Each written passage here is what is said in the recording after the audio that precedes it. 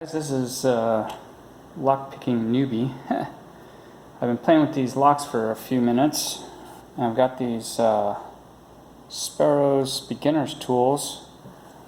I wish I remember the name of the set that this was. Let's see. Kickstarter. It's a Kickstarter set, of course. Anyway, I've been playing with these locks.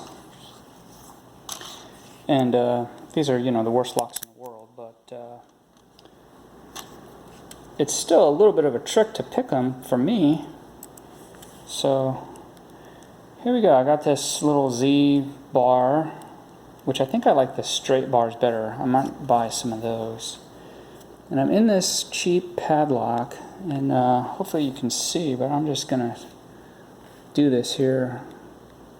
Okay, 1 feels springy, 2 feels springy, 3 feels springy, click out of 4, can't feel 5, 1 is binding, I might have overset that guy, 2 springy, 3, it's all bound up now. I think I overset 1. Oh, nope, I didn't. Shows you how much I know. Alright, well, that's open. And I opened this set about, I don't know, less than an hour ago. So that's that guy. Let's take this guy. Same model lock, but they act a little different. I guess that's no surprise. Whoa, okay, here's this. And I'll just say, well, I'm going to think now instead of talk. Oof. The wrench kind of twists around here. Okay, here we go. 1 is tight.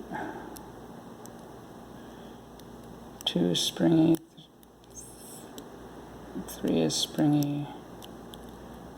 4, I just can't feel anything right now. What's going on here? Okay, gotta click out of 1. 2 is... something's binding in there. I don't know if I'm on 2 or 3. 4. Okay, back to the beginning. 1. I don't know. I guess it feels set. What do I know? 2 feels set. And open. Yeah. So, okay. So I sat and watched a bunch of videos from Bosnian Bill and Lockpicking Lawyer.